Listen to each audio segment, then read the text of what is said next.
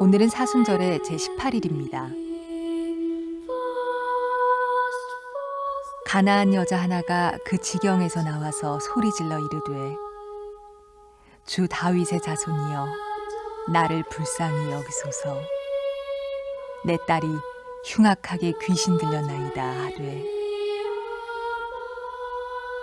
예수는 한 말씀도 대답하지 아니하시니 제자들이 와서 청하여 말하되 그 여자가 우리 뒤에서 소리를 지르오니 그를 보내소서. 예수께서 대답하여 이르시되 자녀의 떡을 취하여 개들에게 던짐이 마땅하지 아니하니라. 여자가 이르되 주여 올소이다마는 개들도 제 주인의 상에서 떨어지는 부스러기를 먹나이다 하니 이에 예수께서 대답하여 이르시되 여자여 내 믿음이 크도다. 내 소원대로 되리라 하시니 그때로부터 그의 딸이 나으니라. 왕이신 주님, 당신에게 도움을 간청할 수 있는 믿음을 우리에게 주소서. 당신의 도움이 우리 생각과 다르더라도 그것을 받아들일 수 있는 겸손을 우리에게 주소서.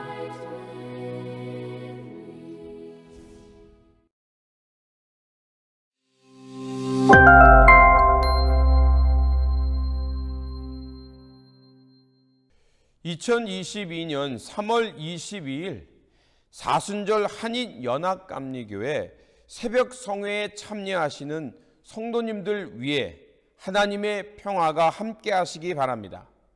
저는 서부 캘리포니아 산타마리아 지역에서 베델교회를 섬기고 있는 남기성 목사입니다. 오늘 우리에게 주신 말씀은 출애굽기 27장 1절에서 8절입니다. 제가 봉독하도록 하겠습니다. 너는 조각목으로 길이가 5규빗, 너비가 5규빗의 제단을 만들되 네모 반듯하게 하며 높이는 3규빗으로 하고 그 네 모퉁이 위에 뿔을 만들되 그 뿔이 그것에 이어지게 하고 그 제단을 노스로 싸고 재를 담는 통과 부삽과 대야와 고기 갈고리와 불 옮기는 그릇을 만들되 제단의 그릇을 다 노스로 만들지며 제단을 위하여 노스로 그물을 만들고 그 위 네 모퉁이에 놋고리 넷을 만들고 그물은 제단 주위 가장자리 아래 곧 제단 절반에 오르게 할지며 또 그 제단을 위하여 채를 만들되 조각목으로 만들고 놋으로 쌀지며 제단 양쪽 고리에 그 채를 꿰어 제단을 매게 할지며 제단은 널판으로 속이 비게 만들되 산에서 내게 보인 대로 그들이 만들게 하라. 아멘. 이는 하나님의 말씀입니다. 말씀을 주신 하나님께 감사합니다. 우리 함께 기도하겠습니다. 이 아침의 시간을 허락하신 하나님, 말씀이 등불이 되어 하나님의 뜻을 발견하게 하여 주시고 발견된 말씀이 길이 되어 사순절의 여정에 있는 우리들에게 안내자가 되게 하여 주시옵소서. 그래서 주어진 삶의 자리에서 하늘의 생명과 평화를 얻으며 하나님 나라에 이르는 우리 모두가 되게 하여 주시옵소서. 우리 구주 예수 그리스도의 이름으로 기도합니다. 아멘. 모세는 40일 동안 시내산에 있으면서 하나님의 언약의 말씀과 함께 성막을 짓는 설계도도 함께 받았습니다. 특별히 출애굽기 27장은 번제단과 성막의 뜰과 또 등불의 기름을 만들라는 구체적인 규례가 나오는 말씀입니다. 성막으로 들어가게 되면 제일 먼저 만나게 되는 것이 바로 번제단입니다. 번제단은 길이와 넓이가 각각 5규빗이고 높이가 3규빗이며 성막에서 가장 큰 기구로 알려져 있는 것을 볼 수가 있습니다. 한 규빗이 50cm 정도 되니까 대략 2.5m 그리고 1.5m 정도 되는 크기임을 알 수가 있습니다. 번제단은 조각목으로, 즉 아카시아 나무로 만들라고 하셨습니다. 그리고 그 주변을 놋으로 감싸라고 하고 있습니다. 성경에서 금은 하나님의 영광을 뜻하고 은은 구속, 속전을 의미합니다. 놋은 하나님의 심판을 의미하는 금속입니다. 그렇게 놋으로 번제단을 쌓으라는 것은 바로 그 번제단이 하나님의 심판대라는 것을 말하는 것을 알 수가 있습니다. 신약으로 비유한다면 바로 예수 그리스도의 십자가와 같은 것입니다. 번제단은 이제 하나님과 죄인이 만나는 것이고 그곳에서 하나님께서 그 죄를 심판하는 것입니다. 그렇게 사람들이 제물을 가져와 번제단에서 그 제물을 태운다는 것은 하나님 앞에서 죄가 모두 불타 없어진다는 것을 의미하기도 합니다. 그래서 누구든지 이 번제단에 제물을 가져와 하나님 앞에 태워버린다는 것은 그 사람의 죄가 사라진다는 것을 의미하기도 하는 것입니다. 그래서 출애굽기 29장 37절에서는 무릇 단에 접촉하는 것은 모두 다 거룩해진다라고 말하고 있는 것을 볼 수가 있습니다. 우리 그리스도인들도 마찬가지입니다. 우리가 믿음으로 하나님 앞에 나아감으로 의롭다함을 입었습니다. 그럼에도 불구하고 우리는 아직 남아있는 사람의 죄의 습성, 또 타락한 본성의 습성 때문에 때로는 하나님 앞에 불순종하기도 하고 넘어지기도 합니다.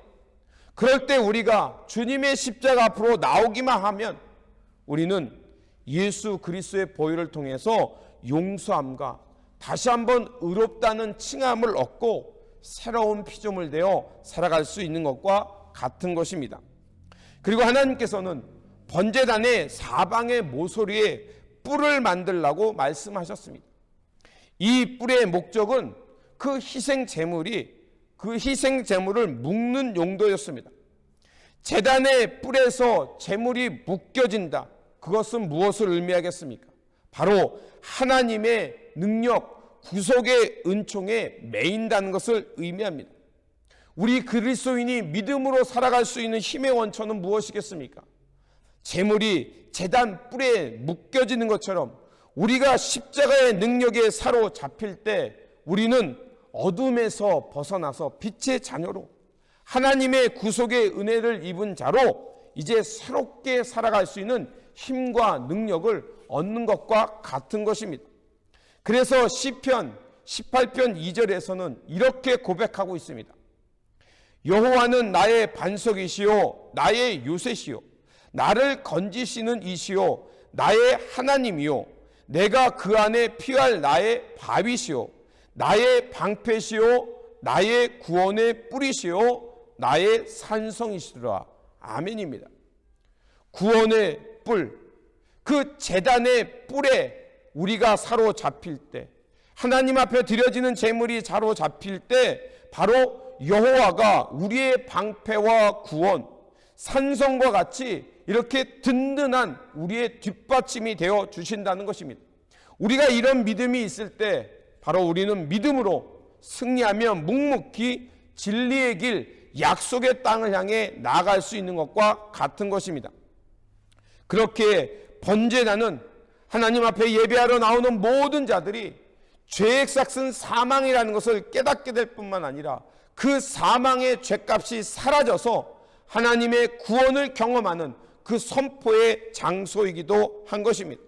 그리고 9절에서 19절에서는 성막의 뜰에 대한 지시의 말씀이 나옵니다.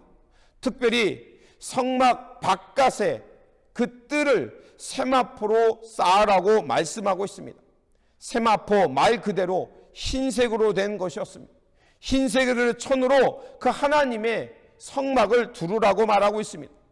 60개의 기둥과 5규빗의 간격으로 하나님의 성막을 감싸라는 것입니다. 이것은 무엇을 말하겠습니까? 이것은 바로 하나님의 거룩하고 순결한 것을 말하는 것입니다. 세마포로 성막을 쌓라는 것은 하나님의 그 성소, 하나님의 있는 그곳은 항상 정결하고 순결한 곳이 되어야 한다는 것입니다. 그리고 특징 중에 하나는 기둥의 갈고리와 가름대를 은으로 만들라고 11절에서 말씀하십니다. 가름대는 기둥과 기둥을 연결해주는 막대기였고, 또 갈고리는 세마포를 연결하는 연결고리였습니다. 앞에서 말씀드린 대로 은은 구속을 상징합니다. 그래서 창세기 20장에서 요셉이 형들에게 팔려갈 때 그 생명의 값이 은 20냥이었습니다.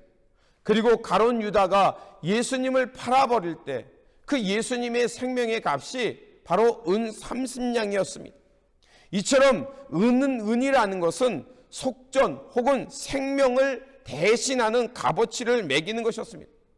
성막의 기둥의 갈고리를 은으로 감싸라는 것은 바로 그리스도 예수 안에서 우리가 속죄함 받아서 하나님의 거룩함에 연결되어 있다는 것을 의미합니다. 그리고 성막에 들어오는 문을 만들려고 할 때 그 문은 동쪽에 하나만 만들라고 말씀하십니다. 왜 하나님께서는 그 성막에 들어오는 문을 동쪽에 하나만 만들라고 하셨을까요? 동쪽에 문을 내라는 것은 창세기 3장에 보면 하나님 앞에 범죄한 아담과 하와가 쫓겨날 때 바로 동쪽으로 쫓겨났습니다.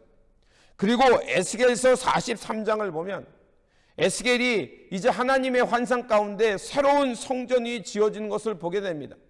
그때 그 예루살렘 성전이 파괴될 때 떠났던 하나님의 영광이 바로 동쪽에서 새로운 성전으로 들어온 것을 볼 수가 있습니다.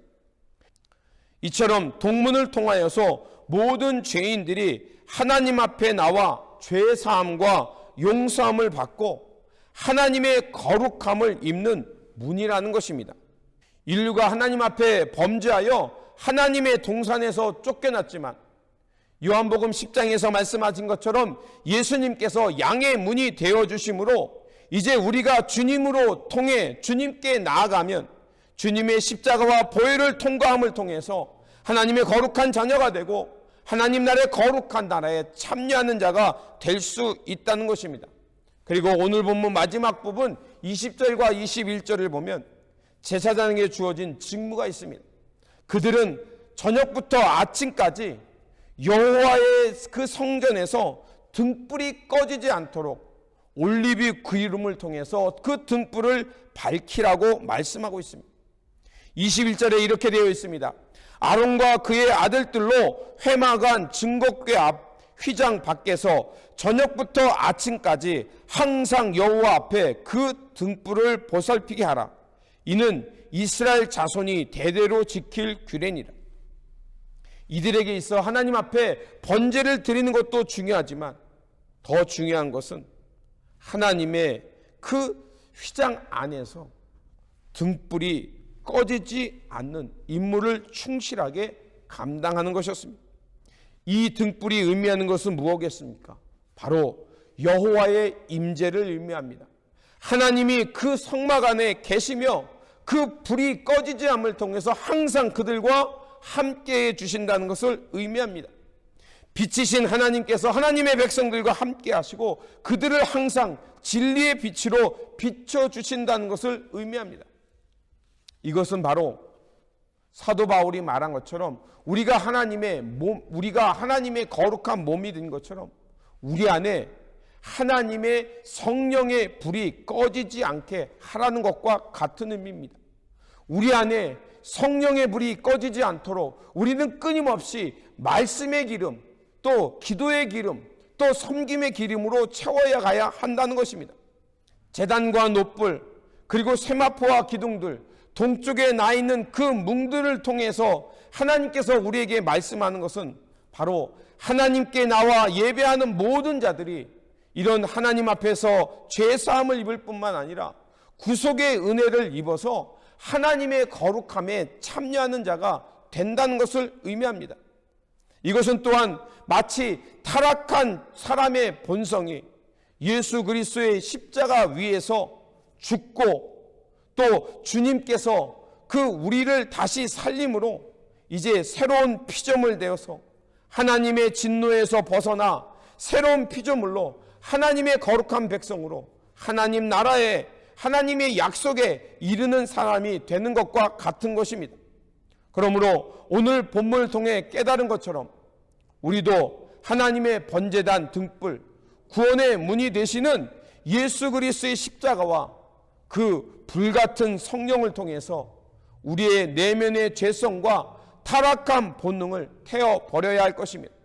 그래서 하나님 안에서 또 성령이 거하는 거룩한 헌전이 되어서 순결하고 깨끗한 등불 되어 이 세상에 진리의 빛을 발하는 등불이 되어야 할 것입니다. 말씀의 번제단을 통해서 다시 한번 우리의 죄성을 태워버리시기 바랍니다. 그리고 마음과 영혼에 성령의 은혜와 그 하나님의 성령의 불을 간직하시기 바랍니다. 그래서 거룩한 제단으로 이 세상의 진리의 빛을 발하는 등불 되어 하나님의 나라, 하나님의 영광에 이르는 저와 여러분들, 이 믿음으로 승리하는 한인연합감리교회 성도님들이 되시기를 주님의 이름으로 축원드립니다. 기도하겠습니다. 구속의 은혜를 베풀어 주시는 하나님, 속죄의 번제단과 십자가를 통하여 죄인인 우리로 하나님의 은혜와 구원을 경험케 하시니 감사를 드립니다.